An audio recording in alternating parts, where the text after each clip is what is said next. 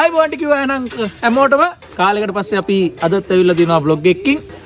අද ඇවිල්ලා ඉන්නේ ගිය අවුරුද්දේ වගේම වෙසක් දන්සල් vlog එක.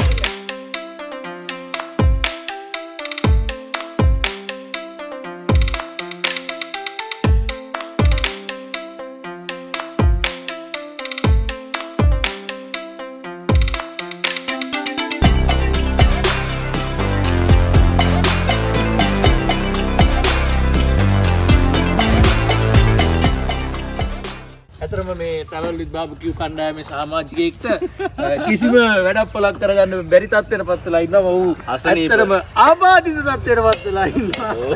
අම්බව් මේ වෙසක් පොය නිමිති කරගෙන අපි ඉක්මනට සුවපත් කියලා ප්‍රාර්ථනා කරනවා අනුරාධ සහෝදරයාට දන්සල දෙනවා.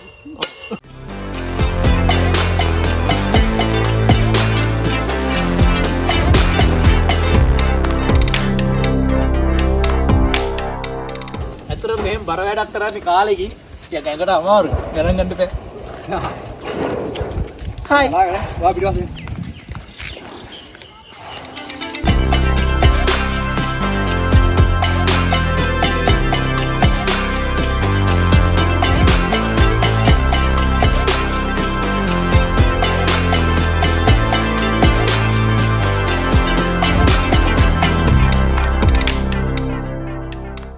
ඇත්තටම කියන්න දෙයක් නැහැ. දැන් මේ වැඩ ටික ඔක්කොම වෙලා තියෙන්නේ මේ මට නම් අසද්දේ.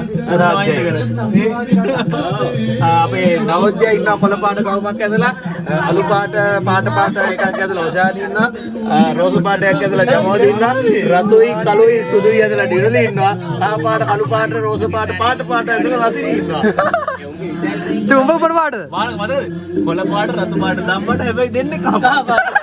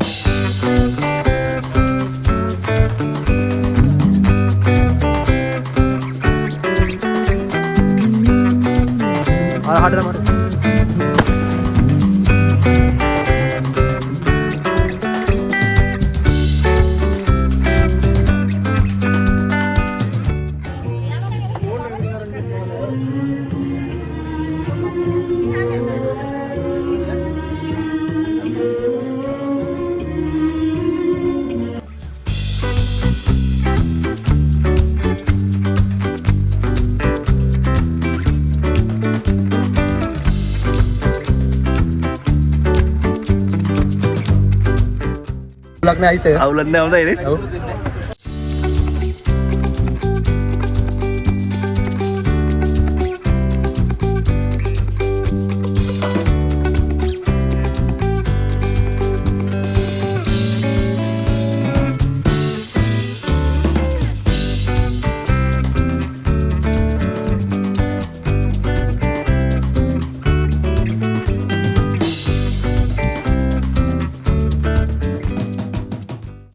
ඔබ කියවන පාරට කන්නද? මේ මම හිතන්නේ අපි දන්සල දුන්නාට කමක් නැහැ නේද මේ 7 වෙනි පාර. අපෝ වැඩි නැද්ද යකෝ ඔච්චර කාලා? අද විතර.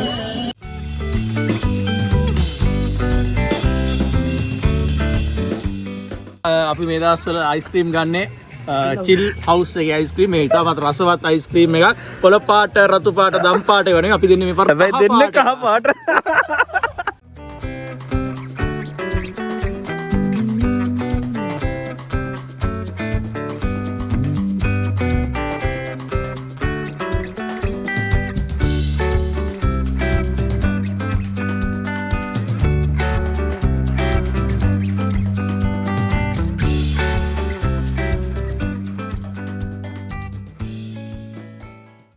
ඒ අනුව දෙවෙනි වරට සංවිධානය කරන ලද අපගේ අයිස්ක්‍රීම් දන්සල මෙසේ නිමාව සනිටුවන් කරනවා.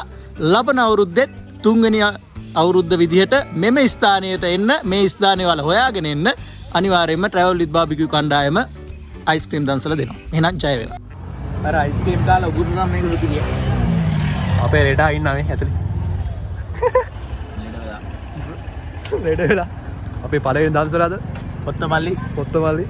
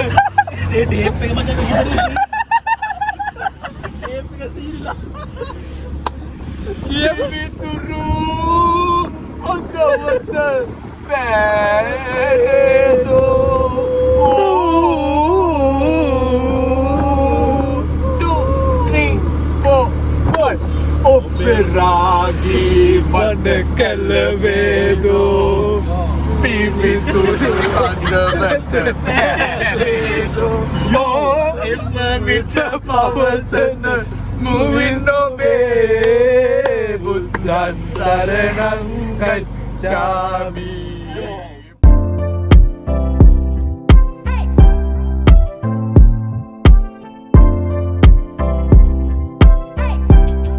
මේ උපවාස කරන්නේ සාරිකම යුක්තියයි.